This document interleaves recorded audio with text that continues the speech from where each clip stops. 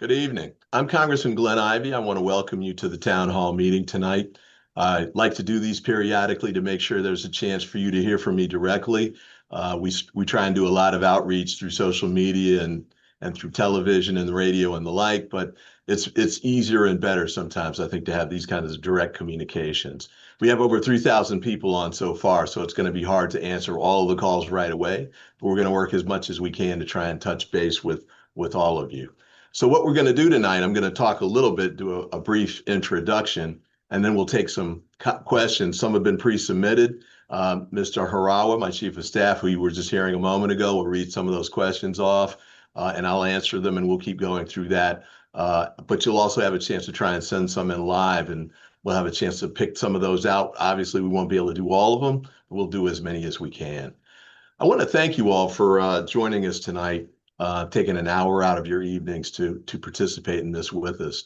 And, these are really busy, difficult, challenging, and in some instances, dangerous times.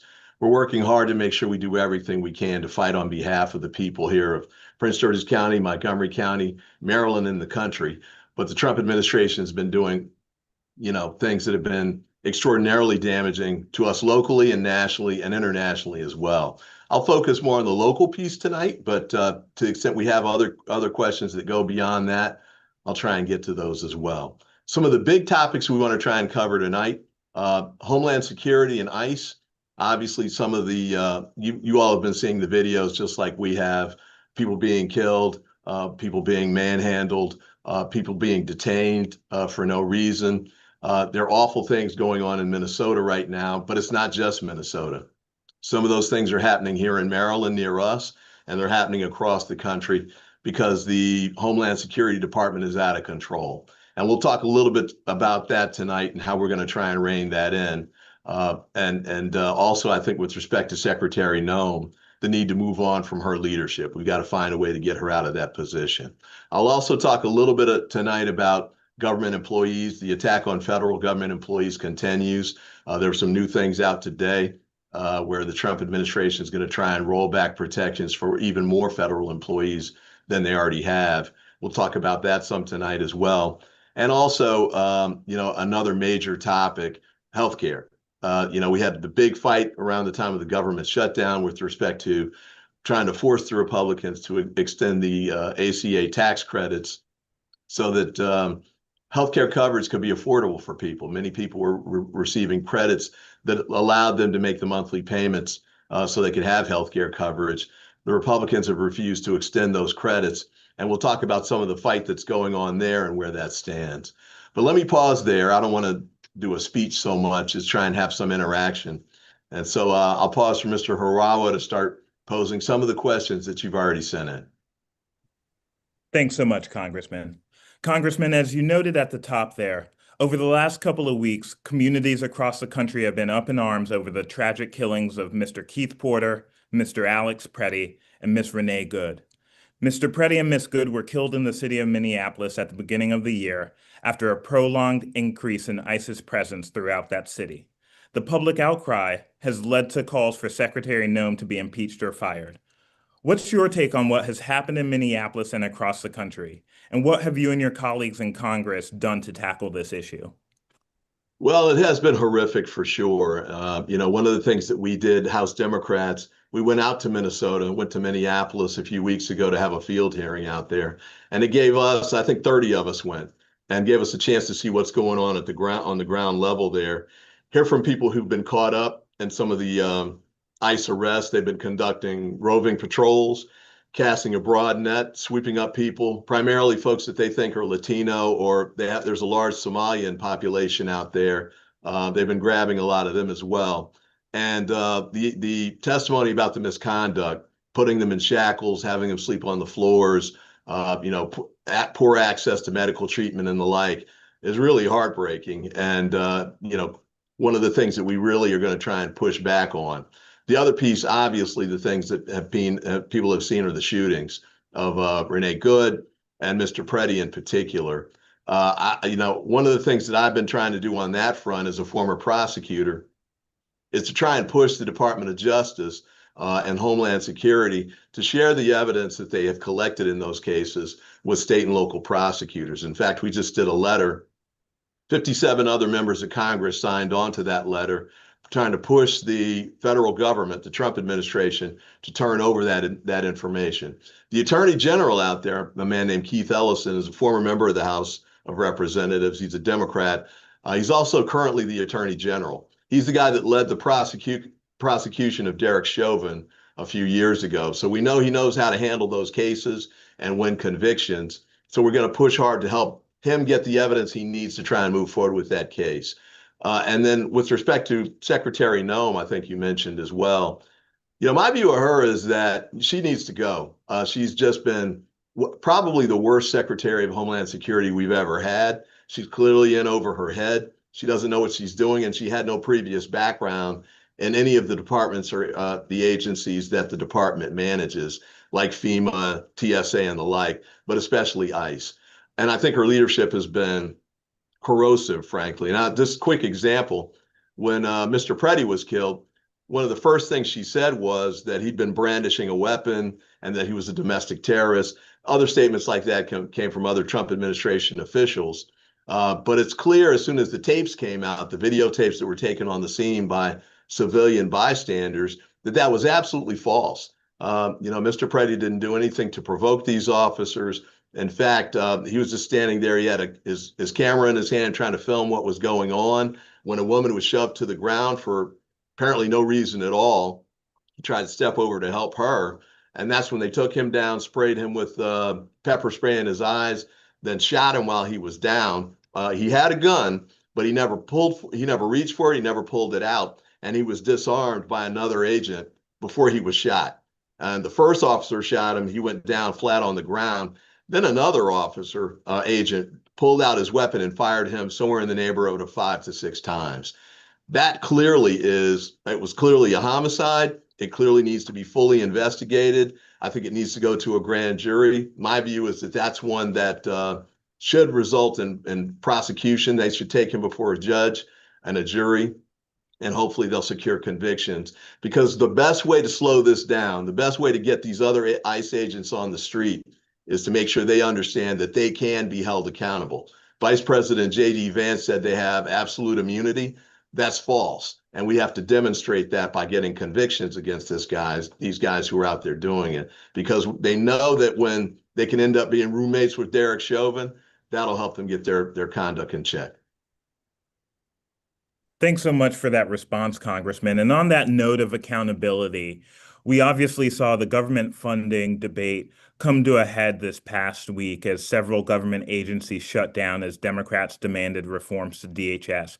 Can you talk about some of the reforms that you and your colleagues are demanding DHS implements to make sure that communities across the country are safe from ICE's rogue behavior? Yeah, great question. I mean, one of the things that we were trying to deal with there are, the first piece of legislation and then what was voted out, making sure, obviously, that the government stayed open to the extent we could. And there's legislation that kept those other departments open so we don't face another government shutdown, at least for our agencies like the Department of Defense, Labor, HUD, Homeland Security, and HUD and some of the other agencies. But with respect to Homeland, we're trying to use every lever we can to get these ICE agents under control. And some of the things that we were pushing for, I think, are totally reasonable. And they're reasonable because most of the police departments across the country, and there's more than 18,000, have these things in place already. For example, if you're a regular police officer, you don't wear a mask to work every day and you don't wear it out on the street. These ICE agents are, and they're doing it to try and hide their identity. They're saying they're worried about being doxxed or their personal safety, but they certainly aren't at any more risk than regular police officers are. Another instance, for example, police officers have their name, their badge, and a number on their shirt, their badge number, so that they can be identified and held accountable for misconduct. The ICE agents are trying to be as, masked and secretive as possible. We got to change that too, and that's one of the things we're demanding, because we think if there's more accountability, there'll be better conduct. There's other things that we want. Body cameras, for example. Here in Prince George's County, our police officers have had body cameras for more than a decade now. And they objected to it initially, but we were able to push that through and get it on the officers' bodies and on the cruiser cams over 20 years ago. There's no reason these ICE agents shouldn't have that as well. Search warrants. ICE is saying that they can go into people's houses with just administrative warrants, which is the types of warrants that, for example, inspectors would use to go check out restaurants.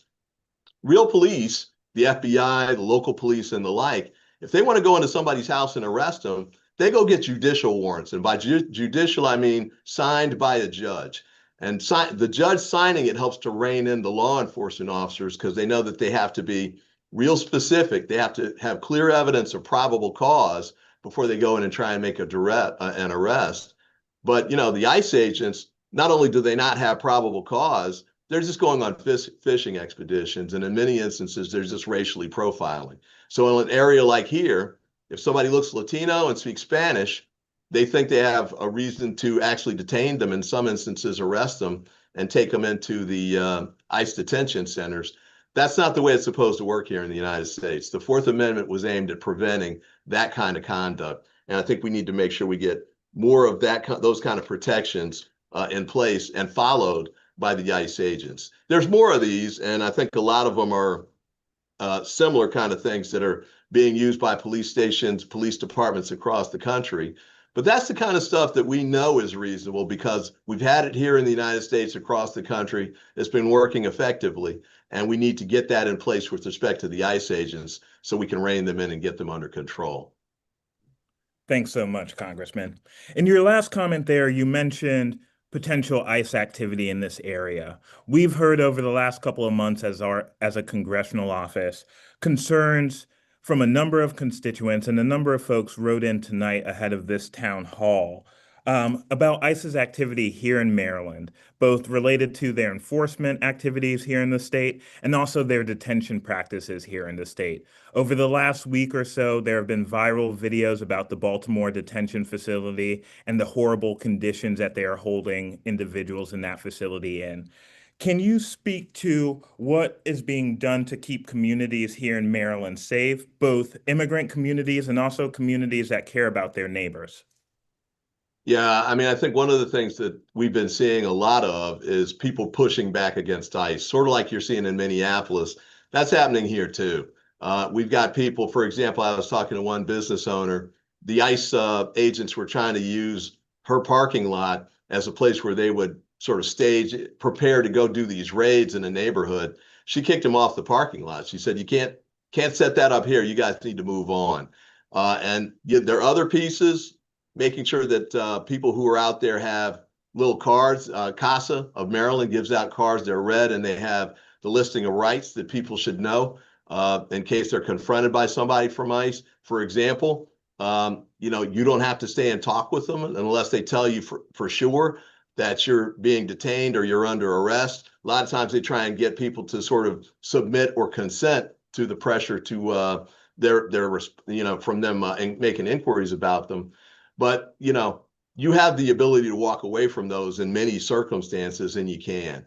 I think we also have to make sure we're doing everything we can to pressure ICE to behave appropriately, to follow the law here, just like we are in Minnesota.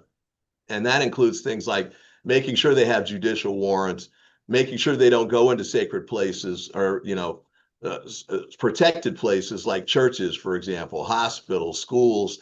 Traditionally, they had not done that before. They're starting to try and do that now. That's one of the things we're trying to force ICE to agree to, that they won't go into those places to try and track down folks. But the big piece really is when Trump said he was going to enforce these immigration laws, he said he was going to go after the worst of the worst. And they keep saying that now, and they'll talk about we're getting rapists and killers off the streets.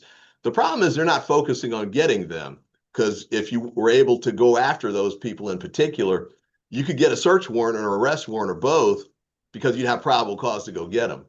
Instead, what they're doing is they're casting this broad net. They're grabbing a lot of people off the street, and they're trying to figure out if any of them can be detained or arrested after the fact. We want to make sure they get away from that. Police have been doing things like that here in Prince George's and DC and across the country, especially at the height of the crack wars. But, we were able to push them away from that over the years with protections like body cams and the like. We need to make sure we do the same thing here. We got to force them to obey the law, force them to follow the Constitution, and force them to act appropriately. And then lastly, I think, to the extent we can move forward with prosecutions here, we've had people shot in Maryland by ICE and Border Patrol, and we need to make sure we're doing everything we can to prosecute them here, just like we do in Minnesota or other places. The upside of prosecuting at the state level, although federal agents have extra protection against state prosecutions, but they don't have absolute immunity. But the beauty of doing it at the state level is there's no pardon that they can get from President Trump or the Trump administration. They're totally subject to the state authorities. And so if there's a conviction at the trial, they can be sentenced to jail, and there's nothing that Donald Trump can do about it. Thanks so much for answering those questions about the Department of Homeland Security and ICE. Congressman, we'll be transitioning to the topic of healthcare now. Folks, for everybody that joined late, if you'd like to submit a question live on the call tonight, please press 0 and you'll speak directly to a member of the Congressman's team and we'll take your question live. Thanks so much. Moving on to healthcare. During last year's government shutdown, Democrats in Congress made healthcare a central part of the debate, especially extending the Affordable Care Tax Credits. At the start of the year, those tax credits expired. What have House Democrats done to extend the ACA tax credits, and where does this effort stand in Congress? Yeah, great question. One of the things we've been doing, well, this really popped up at the end of last year. We started pushing hard after the big ugly bill had cut $1 trillion away from Medicaid protections. And we knew that that was going to be damaging to millions of people across the country, and it has. It's also beginning to lead to more and more medical facilities like hospitals to close. So we knew there was going to be a really deep hole that we were going to be facing as a nation for people trying to get medical care and healthcare coverage. Then we also saw coming up was the expiration of the ACA tax credits, the Obamacare tax credits. And we knew that for some people, that would mean their premiums were double or triple or even more. So we were pushing hard at the end of the year, and that was partly connected with the government shutdown, to try and force the Republicans to put an extension in place. There was talk about doing a 1-year extension, a 3-year extension, whatever. But we wanted to try and make sure that the premiums didn't expire, because you'd have up to, in the neighborhoods of 20 million people losing their health care coverage potentially because they just couldn't afford to pay for it anymore. Unfortunately, the Republicans, we were able to pass something out of the House recently. We had what's called a discharge petition. It's the same type of legislative maneuver that can force the majority, here the Republicans, to bring an issue to the floor and have a vote. Same thing we did with the Epstein files a few weeks before that. Did that with this as well. And we had Republicans come over and support the bill. Only a handful, but it was enough to pass the bill out of the House.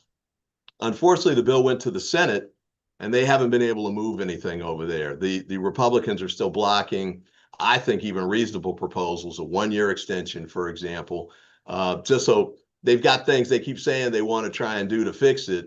They ought to have the ability to fix that in a year. Truth be told, they've really been salty about the Affordable Care Act passing, Obamacare passing. For the past 15 years, they've been talking about repealing and replacing. And you'll recall over the years that there were, I think, 60 or 70 efforts by the Republicans in the House and Senate to repeal Obamacare. None of them were successful. And they're not going to be successful now because the American people have figured out it's helpful to have that in place. It helps them to get insurance. It's nice to have, no pre-existing conditions, like, for example, being pregnant isn't a pre-existing condition that can keep you off healthcare coverage. Having your kids be able to stay eligible for your healthcare coverage up until they turn 26 is good for a lot of young people who are just starting out. So one of the things I think we have to do on this front, though, is not let this slide off the radar screen. We've got to make sure we keep the pressure up. We've got to keep this in the face of the Republicans, keep pressing them day in and day out, and we are. We've done a lot of, we call them field hearings. We don't have the power to conduct our own lead hearings in the regular House, but we do have, we call them shadow hearings, and we're able to sort of raise these issues. We've had people come in who've lost their healthcare coverage because of the loss of the tax credits and the like. Have them come in and tell their stories. We've done the issues where we've gone out and had major press conferences led by Hakeem Jeffries on the steps of the House of Representatives to try and draw the media attention to this. Unfortunately, the White House has a bigger megaphone than we do, but we try everything we can to try and get a break so that we can get the message out to the public and let them know that we're still fighting. But at the end of the day, the key message isn't from politics in Washington to the people. It's got to be from the people back to Washington. And I think a lot of the Republicans, the ones that joined us in the House vote to get that bill passed a few weeks ago, they were hearing from their constituents. So one of the things we're trying to do is go to people's districts, Republican districts, and have folks in their districts, their voters, their constituents, let them know that they need this healthcare coverage and they are expecting their people to support that. So that's the big push we have to keep moving forward with on healthcare. Thanks so much. Transitioning to another topic that has been front and center for folks across the country, especially people right here in the DMV region, right here in Maryland, right here in Prince George's County in Maryland's 4th District. Over the last year, President Trump has targeted the federal government and federal workers alike by shuttering agencies, firing federal workers en masse, and so much more damage. What has been the overall impact on the state of Maryland, and what have you and your office done to help these impacted federal workers? I mean, it's been devastating. It's enormously damaging to the individuals who've been pushed out of these positions. I think it's around the neighborhood of 24,000 people just in Maryland alone who've been forced out. Some retired, but many took early outs or the like. But many of them wanted to continue working, and many were just flat out fired. And without any kind of due cause, even though they'd been doing great work, even though they'd been making a difference for the community and for the country. And even though this was their calling and they were good at it. The result has been a loss of a lot of talent, expertise, and experience. We have agencies that aren't performing as well as they had been. It's been damaging to the individual families too, because for some of them now it's hard to make the monthly house payments or put food on the table and the like. And so there's huge challenges there. So we've been trying to do a couple of things across the board to do everything we can to fight back against the Trump administration. The initial piece was lawsuits. We had groups like Democracy Forward, Attorney General Anthony Brown, and other Democratic AGs across the country led lawsuits against the Trump administration. We had some early successes with that, including injunctions that blocked the Trump administration from firing people initially. Unfortunately, the Supreme Court rolled many of those back. So even though those cases are still live, we haven't lost those cases. And in fact, I think we're going to win some of them. The problem is, though, the Trump administration was still able to push people out in the meantime. So we tried to do things to help with people on that front. We had a fair, job fair and the like to try and help people find new positions. Thousands of people showed up for that. We had some community efforts to try and help them with the transitions with dealing with their finances and the impact there. So we did some individual pieces and continue to do those in the community. We've been joined by, certainly the governor has done a lot to try and help people find other positions, say, for example, in teaching positions at the state or county level. So we want to try and help with that. But ultimately, I know there's a lot of people out there who have a lot of special training and expertise and experience and want to go back to their calling. They want to go back to the jobs that they've had. So we've been fighting at the congressional level. I'm on the Appropriations Committee. Steny Hoyer's on there as well. And one of the things we're trying to do is make sure that the Trump administration doesn't slash those federal budgets so that there's no dollars to rehire people. We've had some success with that. For example, NASA Goddard, the facility right here in Greenbelt, there was a push to cut their funding down to $3.4 billion. We were able to restore that, so it's almost double or more than double what it was under the Trump administration proposal. It's $7 billion, and that means that thousands of additional positions that are available there. We're trying to do similar types of things at other agencies and departments across the government, Department of Defense, Department of Labor, Homeland Security, and HUD, and others, just to make sure that when we get the gavels back, when we get the power back with the White House and the Senate and the House, and we want to refill those positions, we'll have the funds to do it and the positions to do it. But I know it's been tough going. I remember during the shutdown, some people had lost their jobs. Some people were, just unable, they weren't getting paid during the shutdown and the like. we were out there with the food pantries and trying to help people get food to make ends meet during that time frame. I had a chance to talk to many of you, and I know that for many of you, it was very, very difficult times. But I also know that many of you, at least expressed to me, you understood the need to have that fight so that we could try and protect federal government workers, make sure that they have the right to unionize and have their unions represent them. And by the way, there's a bill that's passed the House that would help to restore those union collective bargaining rights. There's things like that we're continuing to do day in and day out to make sure that we can help protect those positions and refill them with the people who had them and are going to do great work. So tough times. I know there's a long ways to go before we get through this, but we're going to keep fighting on your behalf day in, day out to restore things and try and get them back to where they were. Appreciate that response, Congressman. And you kind of touched on this in your previous answer. Moving on to the key federal agencies that we have located here, right here in Prince George's County, or prospectively here in Prince George's County.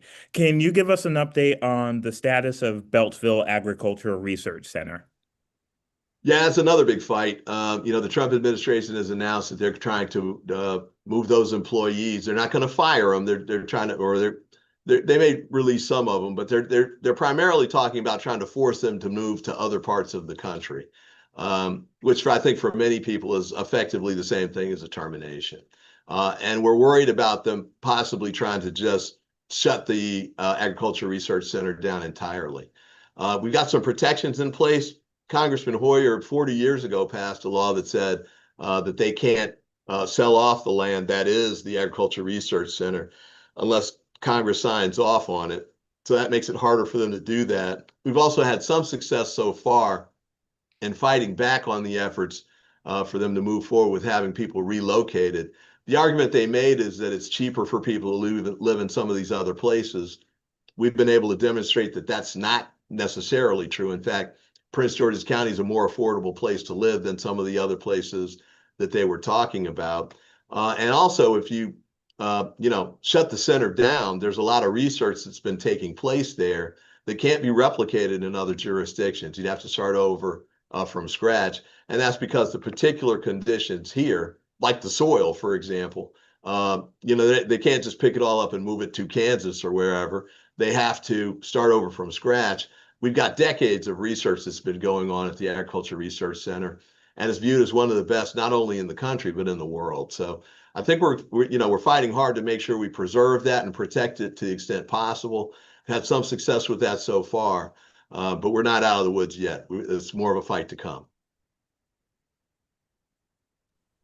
Thanks so much. On to another key federal agency that we're looking to bring to Prince George's County. Can you give us a status update on the FBI headquarters project and their proposed relocation to the Greenbelt site?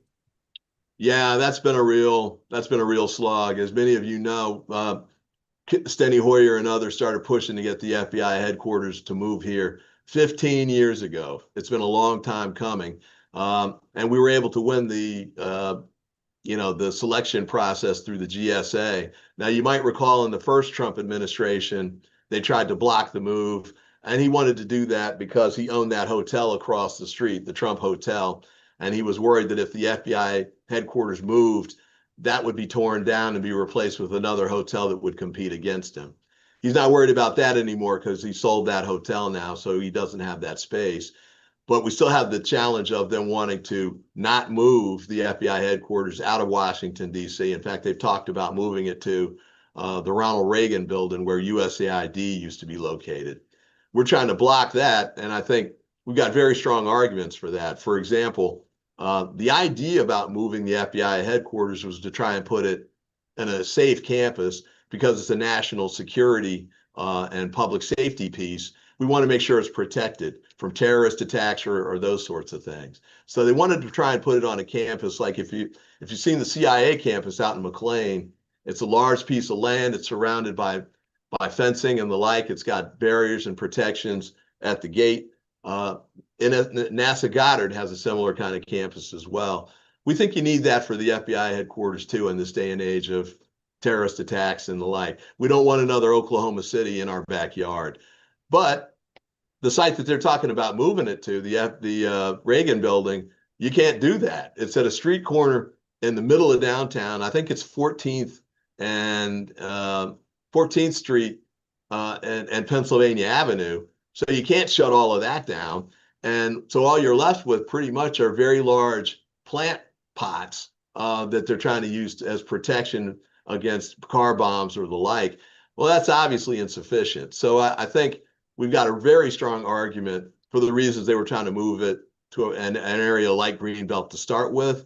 I think we still win that argument. And we still won the debate and the push when we were competing against Springfield, Virginia back in the day. So I think we're ready to fight that and have a good fight in place. Attorney General Anthony Brown has already announced that if they try and move the money on that front, he'll file a lawsuit, and we'll see if we can win there. And Senator Chris Van Hollen has been really outstanding in making efforts to put in language in the appropriations bills that delay them from trying to move the FBI headquarters location away from Greenbelt.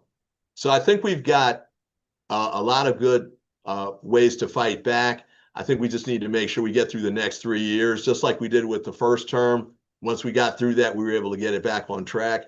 I'm hoping we'll be able to do that again and move the FBI headquarters out to Greenbelt, where I think it rightly belongs. Thanks so much. And Congressman, we'll move on to the last topic here before we start taking questions live from our audience here tonight. One of the most important functions of a congressional office is providing casework services for our constituents and providing your constituents with resources to help improve their lives.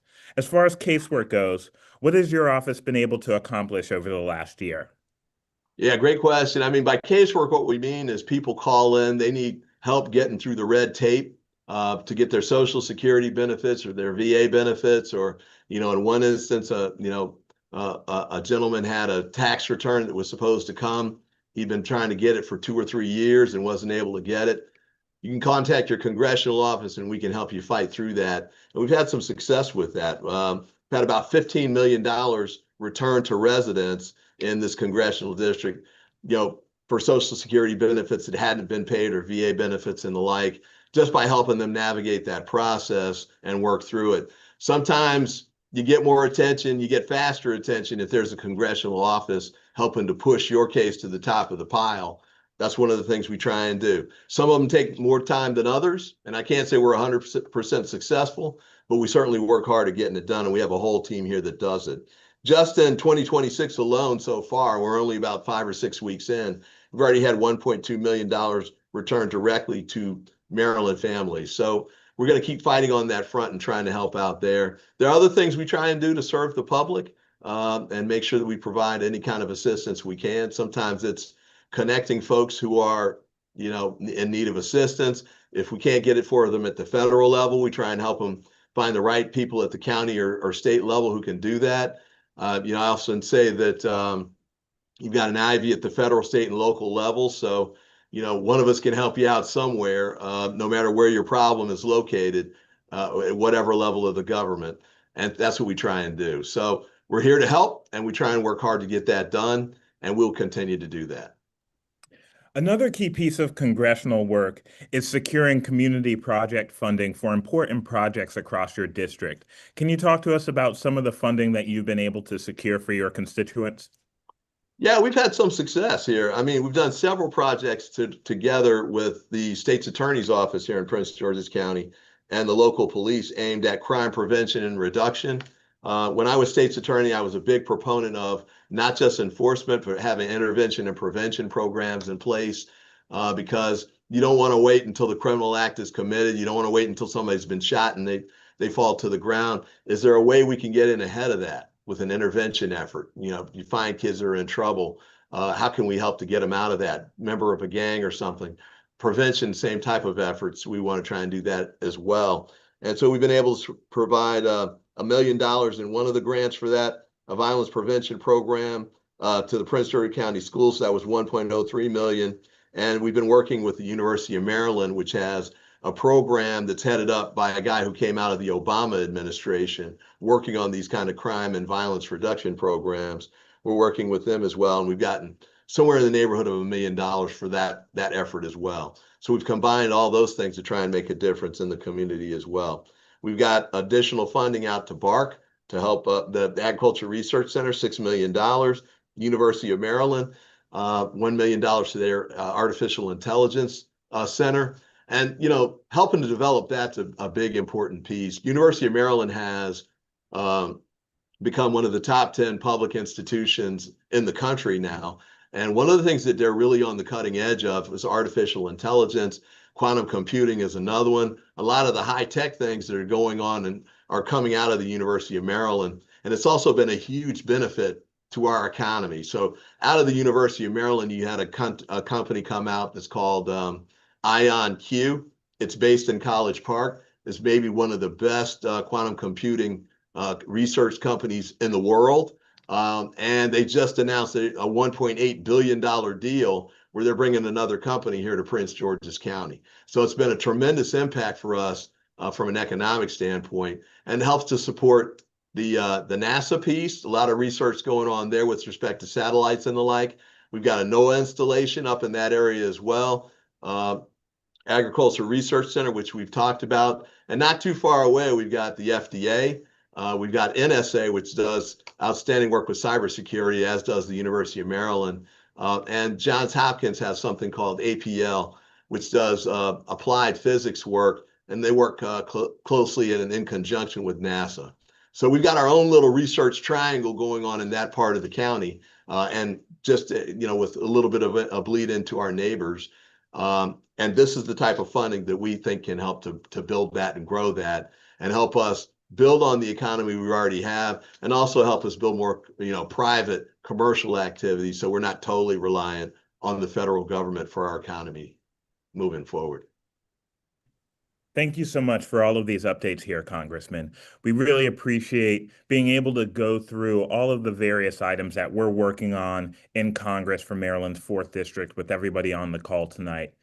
Thank you so much for everybody that's joined us here. Now we'll start the live Q&A session as a part of this discussion, where we've taken questions that have been pre-submitted from our audience members and questions that you've submitted live on the call tonight. So first up, the first question has to do with the separation of powers between the various branches of government.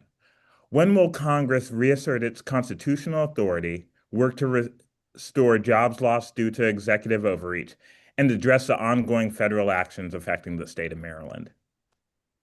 That's a great question. That's a big question, but it's probably one of the most critical at the moment. Separation of powers, you're absolutely right. Congress is supposed to be a co-equal branch to the executive branch, the presidency, and the Supreme Court is supposed to be doing more than it's doing right now, too. But I'll just walk through each of them. The Supreme Court has been way too much of a rubber stamp for the Trump administration, and he knew that. As 3 of the members of that court were selected by him. And so we haven't gotten the types of rulings, in my view, out of the Supreme Court that we should have. Having said that, we've gotten some great rulings at the district court level and the circuit court level. And some of those have stood up. For example, there was a recent DEI ruling that was just upheld a few weeks ago when the lower court ruling was affirmed essentially at the circuit court level.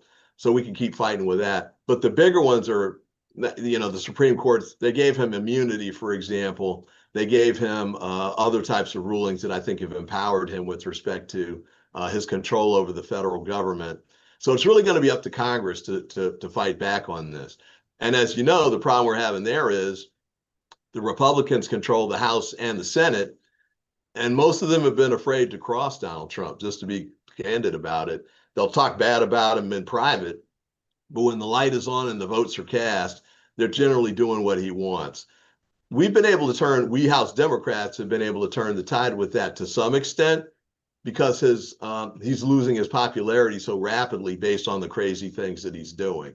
And I think even hardcore MAGA supporters are having some buyer's remorse about the stuff that he's doing. And it runs the gamut. We talked a lot about ICE. I think that's one thing that's really turned people against him, certainly independent voters. There's a lot of the other craziness too. Tariffs, for example, that are destroying a lot of our international relationships, pushing up prices, that you see at the store For example, some of the food you put on your table has been pressed up because of the tariffs that we're putting on goods coming from overseas, cars and other things that have just, prices have gone up because he's put these tariffs in place for no apparent reason and for no real benefit to the American people.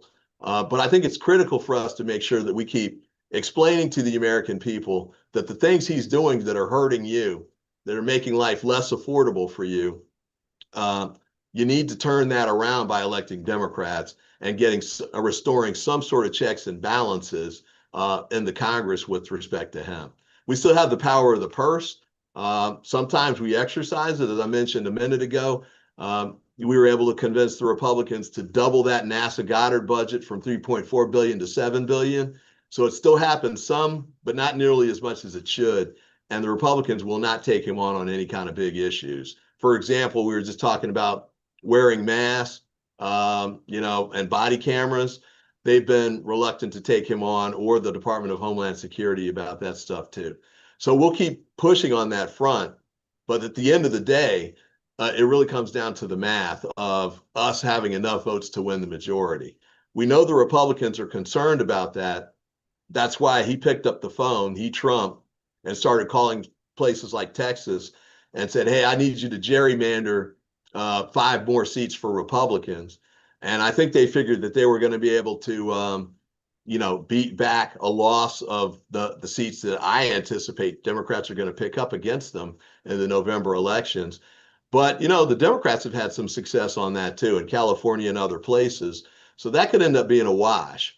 So now they're looking at other things to try and do. But I think at some point, you're going to have moderate Republicans in swing districts that are already in trouble. They're, worried about losing their seats. They may come around and actually start standing up with Democrats and pushing back against the Trump administration on some of these key issues. Thanks so much. And building on something that you raised there, the redistricting issue, obviously Maryland has been undergoing their own redistricting process, and we're watching those bills move through the General Assembly in Annapolis right now. Congressman, what is your position on Maryland's redistricting effort and the map that's been proposed in Annapolis? I think we need to do it. I know there's some hesitation. The Senate President, Mr. Ferguson at the state level has expressed reluctance to do that. And I don't know that he's going to bring up the bill so there can be an up or down vote on it in the Senate. But it's already passed out of the House of Delegates and moved to the state Senate for that vote. But, we got to fight fire with fire. And the Trump administration and Republicans across the country are banking on trying to get as many of these gerrymandered seats as possible so they can try and maintain control of the House of Representatives. They got away with it in 2024. They redistricted 3 seats that were Democratic seats in North Carolina. And that's the reason they were able to actually hold the majority. If we had those 3 seats now, we'd be in the majority in the House of Representatives. They want to try and do that again, and I think we've got to make sure we don't allow that. The concerns about it at the state level, I know there's some people are worried that, well, if we pass the new maps and it goes to the state Senate, the state Supreme Court, I'm sorry, they could throw it out. The 2026 map, I'll call it. I think they would just revert back to the current map. I'll call that the 2022 map. But some of these folks, the ones who were worried about passing it entirely, think that they might also throw out the 2022 map and then draw a map of their own. I can't tell you how unlikely I think that is for a couple of reasons. One is the 2022 map was signed off on by then Governor Hogan, the Republican. The thinking is that there's 7 members of the state Supreme Court, 5 were appointed by Hogan. They're worried that, so you got 5 Republicans, they might try and hurt the Democrats there. But I have my doubts that they would throw out a map that had been adopted by their governor. And then on top of that, that would be pretty much unprecedented. There's a map that's been in place, the 2022 map. I was elected on that map in 2022. We were all reelected on that map in 2024. I think it's tough to kind of argue at this point that it's somehow unconstitutional under the state constitution or otherwise. But at the end of the day, let's test it out. I think, this is a big issue. God forbid we find ourselves the day after the election short one seat because we didn't do this now. So I'm hoping that, it will get done in Annapolis. We'll add our seat to it. There are other efforts to do this in other states like Illinois. We'll see how those play out. But we can't allow ourselves to be gerrymandered out of power again, like we did in 2024. Thanks so much, Congressman. On to President Trump. During President Trump's first term, House Democrats and Senate Democrats led several different impeachment efforts to impeach President Trump for actions that he committed during his first term in office. During his second term, one of our constituents is wondering, why is it taking so long for President Trump to get impeached? Well, a couple things. One is we're not in power. The Democrats don't control it, and the Republicans certainly aren't going to impeach him. If you mean by the question, why haven't we sought articles of impeachment? There's some Democrats we already have. Obviously, those are not going to pass out of the House under the current configuration because the Republicans they wouldn't even bring it up and allow it to come out of the House. And even if you did have some kind of miraculous effort where it got passed out, he wouldn't be convicted at the trial in the Senate because the Republicans control the Senate too. Having said that, I think it's important to do a couple of things. One is to make sure we keep the pressure up. The things that he's been doing that I think would constitute acts that sure look impeachable to me. I'll give you an example. When he takes big gifts like a $400 million jet, apparently in exchange for doing public activities, or, he took a big chunk. I want to say it was $2 million for a pardon. He didn't say he did the pardon because he got the $2 million, but he got $2 million and it just so happened that he did a pardon like another day or two after that. Those feel like bribery to me. Those feel like misconduct, abuse, sale of the office. And I think we ought to be able to try and pursue those. And I think we will. If we get the gavels back in the next Congress, I think we'll definitely be able to take a look at those things. You don't go straight to impeachment. You do the investigations first. You do the hearings where you can flesh that out. And, the Republicans are even blocking those right now. But the time will come. We have to make sure we set that up, though, and keep track of this information. We do a lot where we can't send subpoenas, but we can do letters demanding information and try and aggregate it together so we can move forward with those types of cases. And I think we're pushing for the removal of Kristi Noem. There are articles of impeachment for her. There's also a pressure to get her fired by Trump or removed by the administration. I don't know if they're going to do that, but they're starting to move her out of things. So it may be that she gets moved out. But I think it's important for us to keep pushing there. And the polling I've seen says that 2/3 of the American people think she needs to go as well. So we'll keep fighting on that front. Impeachment, though, is not a short-term solution, and it's certainly not a panacea. We've got to keep fighting on a day-to-day basis to limit or turn back or correct the damage the Trump administration is causing day in and day out. And when the time comes to hold them accountable, we need to try and do that in every way we can. Thanks, Congressman. Moving to local issues that do have a federal nexus, but are also issues that are front and center for communities in Maryland and Prince George's County and really across the DMV. Data centers have become a big topic of conversation for folks all across the country, but in particular, like I mentioned a moment ago, for folks here in Prince George's County. What steps will you take to help constituents who are opposed to the expansion of data centers in their communities for a variety of reasons? That could be environmental concerns, that could be concerns about the cost of utilities going up for households. What can be done at the federal level to address the expansion of data centers across the country and right here in Maryland? Well, a couple of things. One is there's a piece of legislation. I don't know that's been offered yet, but Senator Van Hollen's been working on that. And we as an office have been working with them. We might do the same piece of legislation or do a variation of our own. But the idea there is to make sure that if you have a data center that comes in under federal law, they can't spread the costs out among residential customers. They have to eat the cost themselves and pay for whatever upgrades are needed on the electricity grid themselves, because they're the primary beneficiaries of that. The data centers that have come in other places, like for example in Northern Virginia, that spread the costs out. They keep the profits for themselves though, and I think that's unfair. So we need to make sure that they internalize all of those costs. I think that'll have an impact on some of the data center construction that folks have been talking about, and that's one of the reasons we want to try and do that bill. And also, I'll say this: about a year and a half ago, I had a task force hearing with Councilmember Jolene Ivey. Yes, we are related. That's my wife.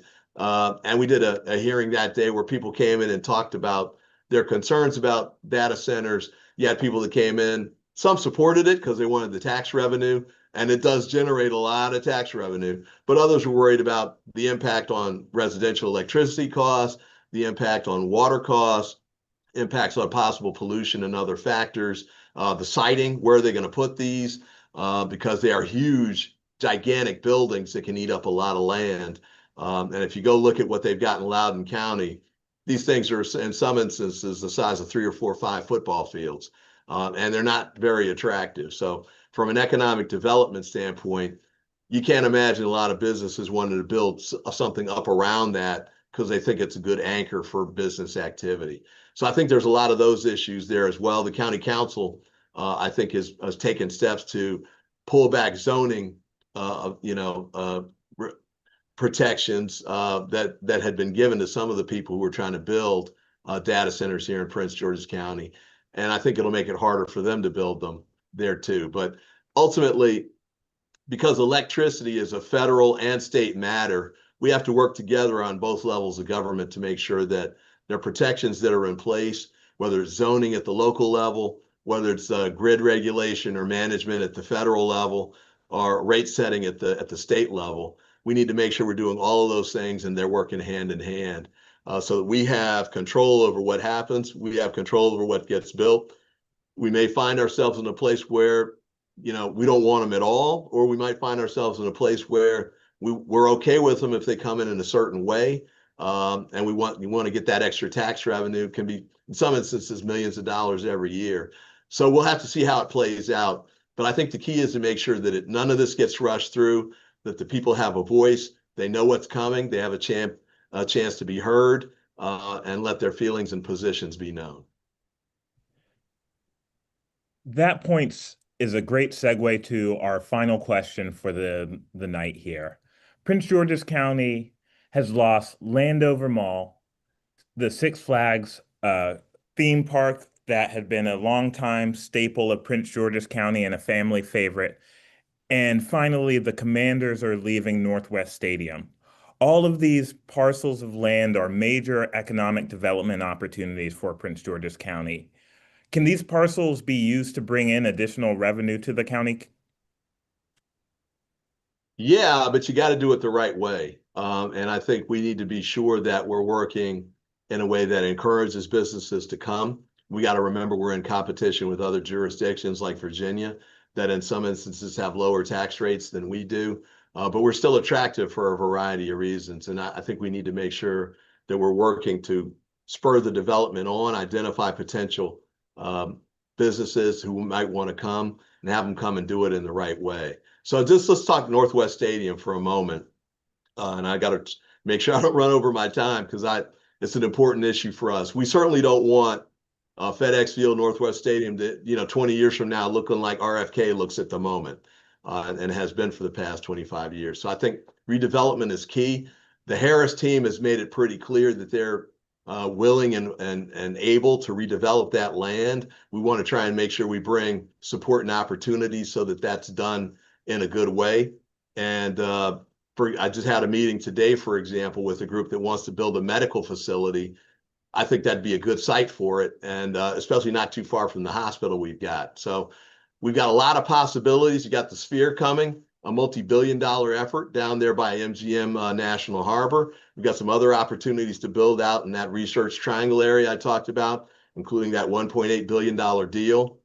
We've got opportunities. We've got to make sure we maximize them and do the best we can to get the full benefit, not just to the people who live in those communities, but across the county and across the state. Thanks so much, sir.